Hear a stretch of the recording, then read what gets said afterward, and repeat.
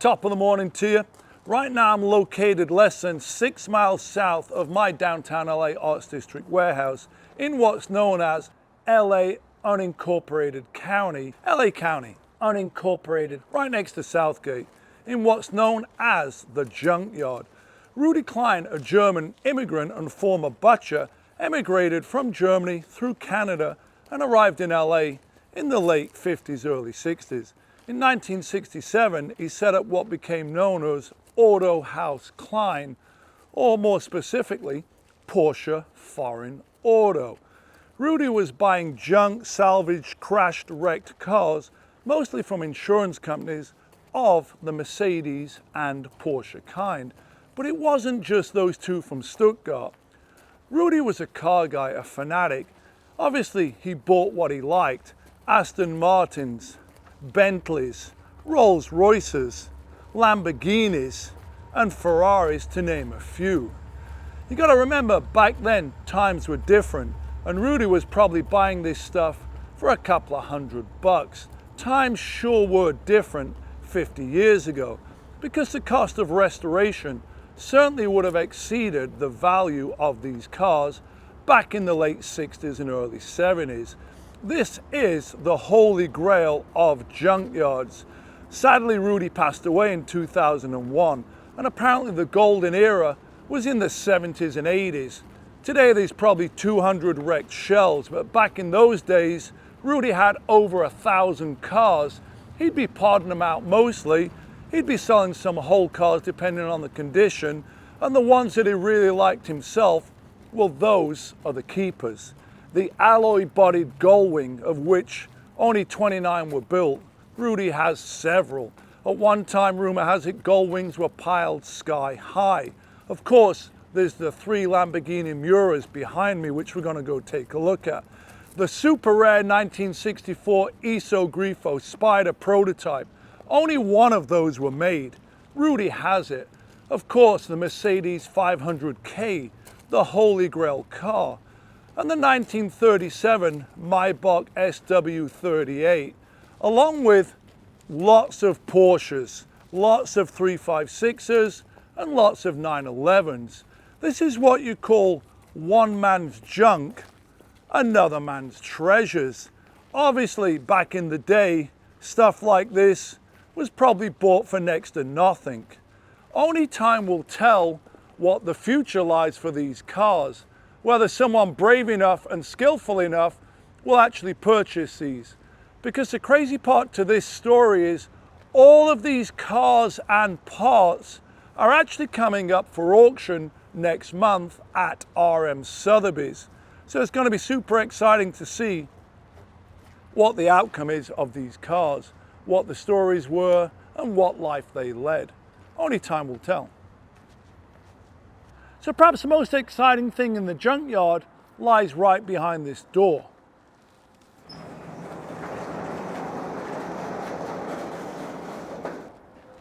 Three Lamborghini Miuras, the orange 67, the green 68, and lurking in the back, the blue 69S.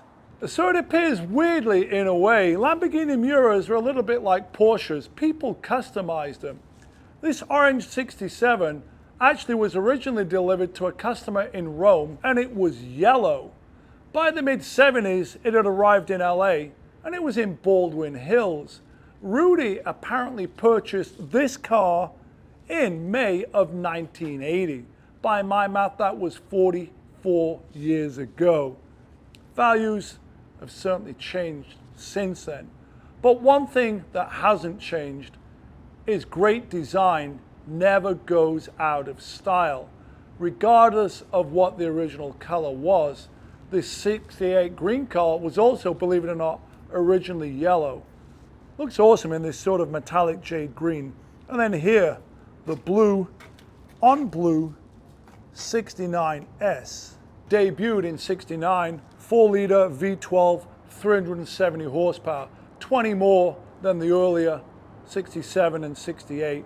Kind of crazy that there's still 3 of these cars here that Rudi's owned for well over 40 years. So there does seem to be a method to the madness in the junkyard. This would appear to be the front clipped section, mostly all 911s, where you've just got the front clipped. Back in the day, this was pretty normal to cut cars into sections and part them out. Over here, we got the split window bus, but look at what's on the back there. Looks like a Lamborghini Miura clip just sort of dropped on the back of the VW bus. That is sold as one lot. A lot of these pieces, I think and feel, are going to become art pieces, wall hangings, dining room tables, coffee tables. Really, you could poke around here forever and dream about restoring your favorite junkyard barn find. You just never know what's behind the doors here, and part of the excitement is walking through into this other labyrinth, another barn. I'm not going to use the word barn find because we already knew it was here, but it's just pretty unbelievable the way the light is coming through. There's literally just a couple of light bulbs on. We're seeing cobwebs, we're seeing holes in the roof, we're seeing window frames, steering wheels, cases, MFI pumps, and these right here, early Recaro sports seats that look like they came out of a 67S, covered in dust. One of them's on the original slider. These are actually worth a shitload of money. If you got a 67 or 68S, this is going to make a big difference in the value of the seats. Obviously, these just need a little bit of dusting off, and hopefully we can find the headrest. But vintage Recaro sport seats just laid on the floor. I guess waiting to be discovered, waiting to be sold, waiting to be installed, and waiting to be sat on for that seat of the pants feel when you put the pedal to the metal and enjoy your short wheelbase early 911 spirited drive in these early Recaro sports seats. Kind of unbelievable, just hanging there. So there's two cars in Rudy Klein's collection that are not actually here. One is the 500K and the other one is the 1956 alloy-bodied Gullwing, the 300 SL. Only 29 of those cars were ever made. According to some Gullwing connoisseurs though, the alloy body, of which was only made for 1 year, was not actually the most desirable. It's the rarest, but due to the lightweight thin alloy, the cars are notorious for flexing and twisting. Originally, the lightweight Gullwing was designed to be a race car, following on the footsteps of its predecessor, the W194. Rudy's car was originally delivered in black over red, the only black-bodied alloy Gullwing in existence, to North American race team Ferrari importer Luigi Giannetti. Am I saying that right? Giannetti. I don't really speak Italian or German, but Luigi commissioned the car from Mercedes, even though he's mostly known as a Ferrari guy. And he owned the car for the next 20 years. As the story goes, Luigi met Rudy at the 1976 Daytona 500. They worked out a deal for Rudy to purchase the car. Rudy spent $30,000. Now to me, $30,000 almost 50 years ago had to have been a lot of money, because I can only assume Rudy was buying cars for hundreds of dollars, not thousands of dollars. But that car's remained in the collection for the past 48 years. I can only assume, along with the Mercedes 500, that that was the jewel in the crown of Rudy's collection. One of the curators at RM Sotheby's said this particular room was somewhat like the Taj Mahal, and this was where Rudy had stored those two cars. Not in any special environment. Ironically, the alloy-bodied Gullwing, car number 26, one of 29 built, Rudy actually backed into it with his forklift truck, resulting in some slight body damage, but that's used cars for you. So while the alloy-bodied Gullwing gets all the hype and attention, just sat lurking here in the corner is a Rudge alloy wheel knockoff 57 SL Roadster. Even in this condition, this car has a value on the estimate of $800 to $1 million. Back in the day, apparently Rudy had dozens of these piled high on pallet racks. Just another man's junk or another man's treasure. Rudy KLIEN had quite a reputation, it appears. You know, back in the day, this wasn't necessarily the easiest place to get in. I never met Rudy, but I've met his sons, Ben and Jason. They've told me a lot of stories. Rudy was obviously a passionate collector. He was around at a time when these treasures were just another person's junk. Crashed, rusted up, wrecked, salvaged, claimed, insurance write-offs. That's how Rudy bought them. He would go to car auctions several times a week. Apparently he was buying cars daily. A price was suggested and you bargained on that price, you were probably asked to leave. It was that type of place. Sadly, Rudy passed away in 2001, and then the junkyard really went quiet. The junkyard's full of super cool little areas. We're obviously in the Porsche door aisle, and over here, something I'm interested in, the Bentley, right-hand drive, parked next to yet another really rusted out and burnt out Mercedes. Quite beautiful in its decayed and burnt out, rusted out status. So I just love the corrugated overhang barn find, and this is a prime example of what I would call Brits abroad. Mid-70s, Aston Martin V8, pretty heavy front end impact with a possible slight rollover. Next to what appears to be a Ferrari also of a similar vintage, I think a 365, also with front end damage, next to a Maserati in a great shade of Mexico blue. You just never know what is lurking underneath. Soft window Targa. This to me looks like the first year of the soft window Targa. Appears to be a 67. We see 67 door handle, short wheelbase torsion cover, and I know soft window Targa debuted in 67 in this awesome tangerine color.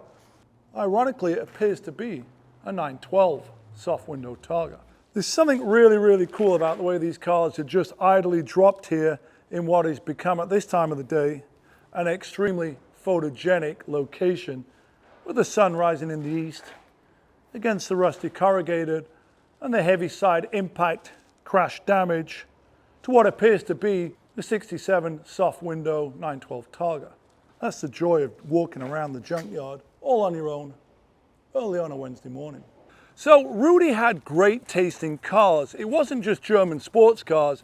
It was some of my favorites, Rolls Royce. Here we've got a 79 Silver Wraith 2. This is right in my ballpark. Looks pretty awesome as is. You can buy a running, driving roly-poly, ask me because I've got a few of them, in the teens. But they certainly look awesome in this state of decay with weeds and flowers growing around them. Stack them deep and sell them cheap. I'm not exactly sure that anything ever left the junkyard at a discount cheap price, but it sure sounds good. So for myself, and I assume any car enthusiast, this feels like Christmas Day. It's like being a kid in a candy store. I'm not looking for a Maybach or an Iso Grifo, but there's two Maybachs here, and there's a one-of-one Iso Grifo prototype Spider over there. So perhaps one of the rarest cars that Rudy bought in 1980, he seems to have bought a lot of cars in 1980, is this one-of-one 1964 Iso Grifo Bertone bodied, debuted at the Geneva Auto Show. For some reason, never went into production. So one-of-one. The interesting story is the guy that Rudy bought it from was a Hollywood TV show producer, famous for doing the Dean Martin roasts. Producers, fancy cars, TV shows, movie stars, all kind of goes together in the land that we call LA. A little piece of Hollywood, even though we're 5 miles south of downtown. Rudy obviously liked this car. He obviously had great taste in cars. The interesting thing about this car, though, is under the hood is the common old work plant Chevy small block V8. pumping around 300 horsepower, mounted to that Borg-Warner 4-speed transmission right there. Another one of Rudi's pride and joys, hardly ever seen and never shown. If you happen to be an Iso-Grifo collector, this is certainly something you may want to consider in your collection. Now, LA's always been the car culture capital of the world. It's sports car haven, but it's not always the greatest place to drive, judging by the amount of wrecked, crashed cars that Rudi Klein has amassed over the past 50, 60 years. You never know what really happened, and we're never going to find out. Every car here has a story. It really makes you think, did someone survive some of these crashes? It's a morbid thing to think about, but maybe not everyone walked away from these broken, busted, twisted up shells and relics. Apparently this is a 1968 Mercedes 600 Pullman that Rudi bought in 1975. Apparently this car only survived as a running driving car for 7 years. It's been in the junkyard since 1975. By my math, that's almost 50 years. So who knows the fate of what's going to happen to two of Stuttgart's finest right here. One thing's for certain, the whole world now knows about the junkyard, and everyone's going to be watching to see what happens to what we're looking at today. So now I'm in Engine Alley. This can only be described as Engine Alley of the Mercedes and mostly Porsche kind, stacked 4 or 5 shelves high, going up almost 20 feet. These have obviously been pulled out of the wrecked, salvaged cars, 911 engines, Mercedes engines. It's pretty interesting to see the fate of what had happened here. I see a lot of cars wrecked. I see a lot of engines like this one. Appears to be an MFI engine that obviously had an engine fire. Now this whole wall here is pretty interesting. We got Weber carbs, we've got some Solex carbs, we've got some MFI stacks. You just never know what you're going to find around here. Over the past 32 years of Porsche ownership, I've owned over 60 911s. Back then, in the late 90s, I was buying running, driving 911s for less than $5,000. So it's interesting to imagine what these cars would have been worth then and what they're worth now. So a little backstory on Rudi Klein, German immigrant, went through Canada, arrived in the US in the late 50s, early 60s. Before he became the junkyard king, Rudi Klein was actually a butcher, probably hanging cuts of meat on hooks in the butcher's shop. Here, he's hanging 911 window frames and what appears to be vintage Mercedes steering wheels on hooks in this epic barn in the junkyard. The only thing I don't see here, ironically, is a junkyard dog, but that's another story. You never really know how secure these staircases are. Proceed with caution, keep your eyes open, and as always, do some digging. This is actually one of my favorite things in the whole junkyard. You know, it's all about spell check. Is it Porsche? Is it Porsche? It all depends where you come from. Is it Detroit or is it Detroit? Apparently back in the day, Rudi got a letter from the bean counters at Porsche basically giving him a cease and desist on using the Porsche name. So what Rudi did was he just dropped the S and became Porsche Foreign Auto instead of Porsche. Tomato, tomato, Porsche, Porsche. The rabbit keeps appearing. We don't have a junkyard dog, but we got a junkyard rabbit. I recall coming here back in 2012, 12 years ago, looking for a short wheelbase rear glass for one of my hot rod projects that I was building up the road. Sadly, I never bought anything from Porsche Foreign Auto. But when I met Jason for the second time a few days ago, he did remind me about how he actually bought a set of Solex carbs from me. Solexes were used in 911s from 64, 65 and very early 66. Solex carb motors were prone to sort of being difficult and unreliable to keep in tune, to the fact that Porsche actually replaced the Solex carbs on mid-year 66 911s and swapped over to Webers. Well, these are a set of Solex carbs, but they don't look to be the ones I sold Jason 12 years ago. I think those are long gone. Next to a later Bosch MFI mechanical fuel pump with an early 356 fan shroud. Now, I often say, or I often joke about not being cool enough to have actually owned a 356. Truth of the matter is, when I got into Porsche as a 10-year-old back in 1977, it was a white Martini turbo poster on the wall. I didn't have a 356 dream. It was the generation before. But I've been in a Porsche now for 47 years.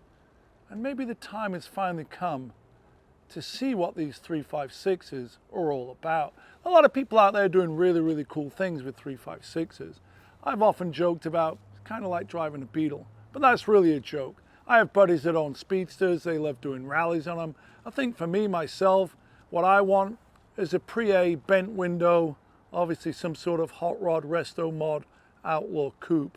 So I'm gonna poke around a little bit more and see if I can make my 356 thought, not a dream, but a thought, a reality. Here's an interesting pair of Beetles, 356s.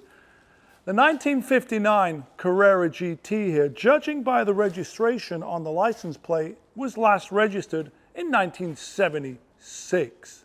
Almost 50 years ago, kind of crazy. Super rare car, almost in running driving condition, parked next to the 1962 Oslo Blue original paint, only 600 miles on the clock. This perhaps is a perfect pair right here.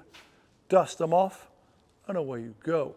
I can only imagine what Rudy paid for this back in the early 70s. Let's not forget, back then it was barely 10, 15 years old, not being registered since 1976. Dusted off, changed the fluids, gas and go. So one thing you got to be careful in junkyards is all flavors of bird shit.